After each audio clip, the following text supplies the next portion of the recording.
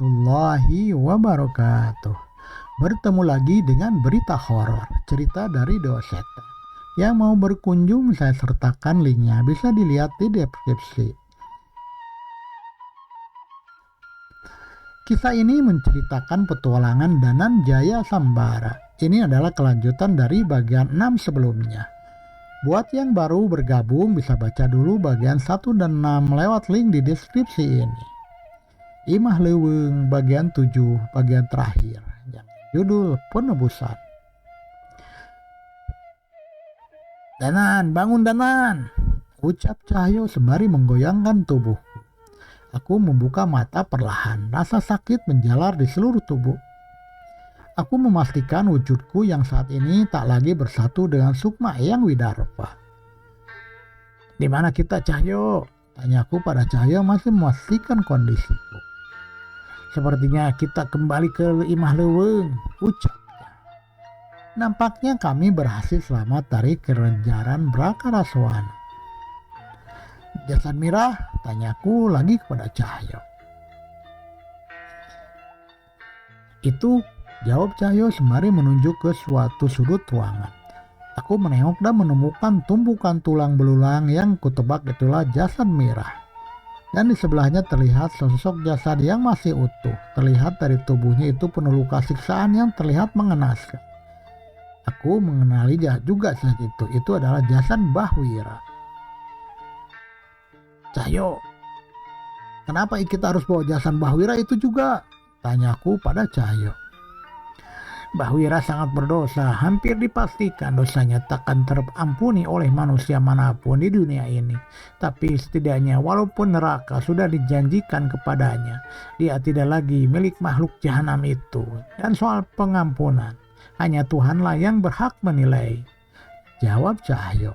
Aku paham perasaan Cahyo, seolah dia tidak sudi membiarkan Brakaraswana mendapat sedikit saja kemenangan terhadap manusia. "Sudah bisa bergerak?" tanya Cahyo. Aku mengangguk dan mencoba berdiri. Seluruh tenagaku sudah habis. Begitu juga dengan Cahyo. Semoga dengan ini semua sudah selesai. "Ayo kita selesaikan tugas terakhir kita," ucap Cahyo. Aku mengerti dengan apa yang dimaksud oleh Cahyo, yaitu menguburkan dengan layak jasad dari Mirah yang sang tumbal pertama sekaligus syarat Brakaraswana bisa terhubung dengan dunia ini. Kami mengumpulkan tulang-tulang Mirah satu persatu dan keluar dari ruangan tempat di mana Mirah ditumbalkan. "Ini seharusnya tidak pernah ada," ucapku sambil memperlihatkan setiap sisi rumah tua yang terlihat mengerikan ini. "Mungkin merobohkan rumah ini bisa jadi pilihan bijak. Biar warga sini saja yang melakukan," jawab Cahyo. Kami berjalan keluar. Terlihat dari luar rumah cahaya bulan bersinar menyinari hutan yang dipenuhi dengan pohon jati. Cukup melegakan. Tempat yang sebelumnya dipenuhi makhluk halus kini terlihat sepi. Hanya serangga malam yang terdengar dari tempat ini. Entah mengapa hal ini menjadi terasa cukup aneh. Sepanjang perjalanan ke desa kami tak banyak mengobrol. Sepertinya tenaga kami sudah habis di pertarungan tadi, hingga akhirnya kami sampai di penghujung hutan jati dan pemukiman desa sudah terlihat dari sini. "Cahyo, kita kuburkan di sini saja," ucapku pada Cahyo. Cahyo mengerti. Dia segera meletakkan tulang Mirah dan kami mulai menggali dengan tangan kosong. Mau bagaimana lagi, kami tidak mungkin melibatkan warga desa mengenai cerita tentang Mirah ini. Kami menggali cukup lama, namun aku merasa cukup aneh. Sudah cukup lama waktu berlalu, tapi sama sekali tidak ada tanda-tanda subuh akan datang. Semua ini terasa begitu lama. Lubang yang cukup dangkal mulai terbuat. Kami bersiap meletakkan jasad Mirah di lubang itu. Namun ada sedikit rasa tidak nyaman dengan keadaan ini. "Hentikan!" Belum sempat meletakkan jasad Mirah, terdengar suara menggelegar memecah keheningan di tempat ini. Sebuah benda dari langit terlihat meluncur ke tanah dan menciptakan sebuah ledakan. "Itu mata tombak Pakuswara," ucap Cahyo kepadaku. Sebelum sempat menjawab hal yang sama sekali tak kusangka terjadi. Seperti sebuah kaca yang pecah, tempat kami berubah menjadi sebuah hutan jati yang dipenuhi ratusan makhluk halus. Hujan turun dengan deras membasahi tanah yang ada di sini. Cahyo, ini tidak mungkin, kata Cahyo. Sial, kita dikelabui. Terlambat sedikit saja, jasad Mira akan kembali ke tangan Brakaraswana, ucap Cahyo dengan kesal.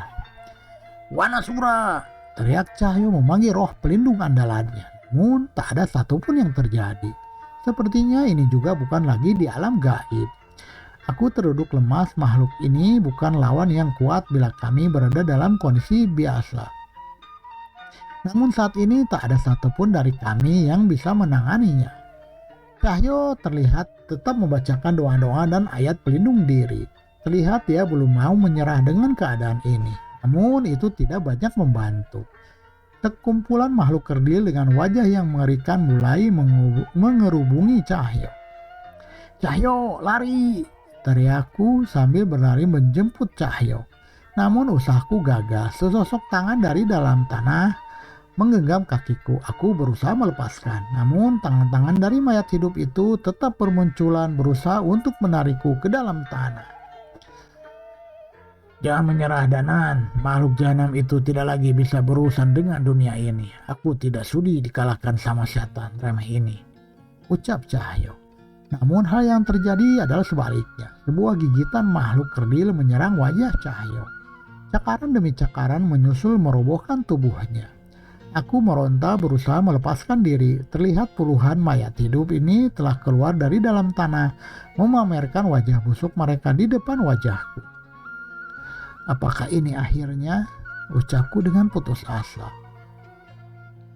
Jelema anu geus indit ulah balik, anu geus tenang ulah ngeganggu, anu geus teu tenang tanpa pamales kanyeri. Sebuah mantra yang kukenal terdengar dengan samar. Mata tompak Pakuswara kembali bersinar dan menyerang makhluk yang mengerumuniku dan Cahyo. Kami berusaha berdiri dan mencari asal suara itu. Danan itu, tanya Cahyo. Sosok pria tua berjalan mendekati dari kejauhan. Pakuswara? Apa itu benar Pakuswara? Tanyaku sambil sedikit lega dan penasaran dengan kondisi beliau. Jadi pusaka pengganti raga itu benar-benar ada? Tanya Cahyo yang juga sedikit lega. Pusaka mata tombak terbang setinggi-tingginya ke atas dan jatuh kembali ke tanah. Berbeda dari sebelumnya, semua makhluk halus yang menginjak tanah terbakar dengan serangan itu. Kami berusaha berdiri dan mencoba mendekati Pakuswara. Tunggu, kami berhenti sejenak. Orang itu sama sekali tidak mirip dengan Pakuswara. Yang terlihat adalah seorang pria tua dengan janggut putih panjang dan baju hitam yang terlihat lusuh. Itu Bahwira. Aku merasa heran. Kalau yang menggunakan pusaka ini Bahwira, bagaimana dengan Pakuswara? Bahwira, jelaskan semua ini, teriakku padanya. Bahwira menghela napas. Semua serangan-serangan yang mengarah kepada kami dihalau semua oleh mata tombak Pakuswara. Tak ada lagi makhluk halus yang bisa mendekati kami. Bahwira mendekat seolah bersiap untuk menjelaskan. Sebelum Brakaraswara menghabisi Kuswara, Kuswara membacakan mantra dan mengarahkan mata tombak ini pada jasadku yang kalian bawa, cerita Bahwira. Selesaikan semuanya. Itu ucapan terakhir Kuswara yang terdengar dari mata tombak ini.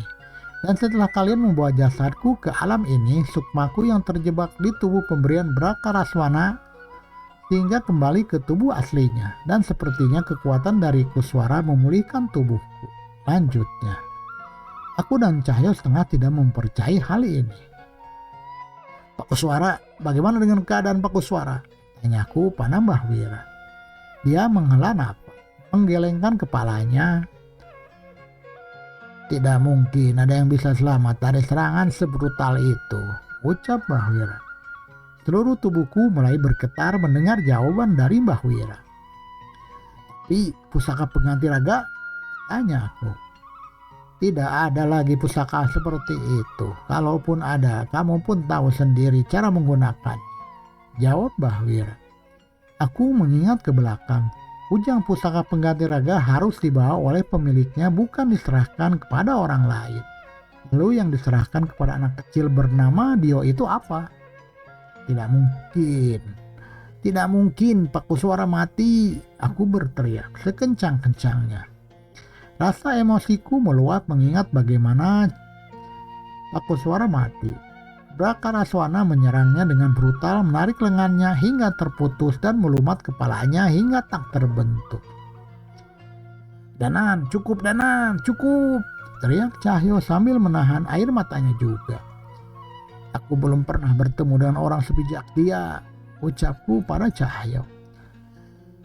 "Kalau begitu kita pastikan kematiannya tidak sia-sia," ucap Cahyo sambil berdiri dan mengikatkan sarungnya. Semua terjadi begitu cepat. Aku dan Cahyo membacakan doa dan ayat untuk melindungi kami dari serangan makhluk gaib dan serangan mata tombak yang dipakai Mbah Wira menghabisi semua makhluk halus yang ada di hutan ini. Cahaya matahari mulai muncul. Kami membawa jasad Mirah keluar hutan dan menguburkannya di pinggir desa. Tak lupa doa-doa pun kami panjatkan agar Mirah bisa tenang untuk pergi ke alam baka. Mbah Wira terlihat masih di pinggir hutan. Terlihat tubuhnya kembali mengeriput dan terlihat lemah.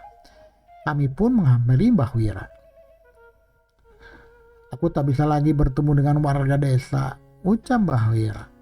Kami mengerti keadaan dan kondisi Mbah Wira. Seandainya warga desa mengetahui semuanya itu akan menyulutkan emosi warga. Bila ada yang dendam dengan Mbah Wira, itu akan menimbulkan dosa baru lagi. "Lalu apa rencana Mbah Wira?" tanya Cahyo. "Aku akan menghabiskan akhir hayatku menjaga hutan ini. Seandainya aku bisa mati, biarkan hutan ini menjadi tempat istirahat terakhirku," jawab Mbah Wira. Mbah Wira mengeluarkan mata tombak Pak Kuswara. Terlihat benda itu segera melesat ke langit dan hilang dari pandangan kami. Kekuatan Chandra Mukti sudah melindungi desa ini cukup lama melalui Pak Kuswara. Sepertinya tugasnya sudah selesai, ucap Mbah Wira. Kami doakan yang terbaik untuk Mbah Wira. Semoga Mbah Wira bisa menemukan jalan penembusan atas dosa Mbah Wira, ucap. Sembari meninggalkan hutan jati dan Mbah Wira di sana. Cahaya matahari terlihat begitu terang bahwa hawa pagi yang sejuk sungguh terasa sangat nyaman. Sebuah kebahagiaan yang disediakan oleh Tuhan yang jarang sekali kita hargai. Kami kembali ke rumah Bu Ranti. Terlihat Kang Asep dan kepala desa sudah ada di rumah Bu Ranti. "Mas Danan, Mah Wira tubuh Mbah Wira teh kabelem terbakar," teriak kepadaku dengan panik. Sepertinya mereka berkumpul karena cerita Kang Asep ini. "Kang Asep, Bu Ranti, dan Pak Kades, mohon sabar sebentar ya, kami akan ceritakan semuanya," jawabku. Aku dan Cahyo membersihkan tubuh dan mengganti baju. Segelas teh hangat yang disediakan Bu Ranti terasa begitu nikmat, seolah ini adalah minuman terenak di dunia. Cukup panjang waktu yang kami habiskan untuk menceritakan kejadian semalam. Pak Kades setengah tidak percaya atas apa yang terjadi. Bu Ranti terlihat sedih mendengar kondisi Pak Kuswara. Walaupun aku tak menceritakan secara detail bagaimana Pak Kuswara meninggal. "Kang Asep, tubuh Mbah Wira yang Kang Asep jaga adalah tubuh pemberian Brakaraswana. Maka tidak heran jika tubuhnya itu terbakar saat makhluk itu kembali ke neraka," jelas Cahyo. "Iya mas, tapi teh sekarang Mbah Wira teh bagaimana?" tanya Kang Asep. "Dia memilih untuk menghabiskan akhir hayatnya di hutan jati dan mencari cara untuk menebus dosa-dosanya," jawabku. Pak Kepala Desa berusaha mengerti atas semua kejadian ini. Dia terlihat cukup tenang saat tahu keadaan desa sudah aman dan tidak ada lagi yang akan mati karena makhluk pencari tumbal. "Mas Danan, Mas Cahyo, terima kasih atas bantuan kalian. Saya akan mencari cara untuk menjelaskan ini ke warga. Saya izin pamit," ucap Kepala Desa sambil meninggalkan rumah Bu Ranti. Sudah seminggu semenjak kejadian di Mahleuweung. Tidak ada lagi kejadian gaib dan desa mulai beraktivitas seperti biasa. Cahyo pun sudah terlihat sudah menyiapkan perlengkapannya dan bersiap kembali ke Klaten. Cahyo, terima kasih atas bantuanmu di sini. Aku berhutang budi lagi, ucapku pada Cahyo. Ngomong apa kamu? Jangan sekali-kali kamu menahan diri apabila butuh pertolongan. Aku bakal marah kalau itu terjadi, ucap Cahyo. Aku tersenyum. Sebuah anugerah yang sangat luar biasa bisa kenal dan memiliki sahabat seperti Cahyo.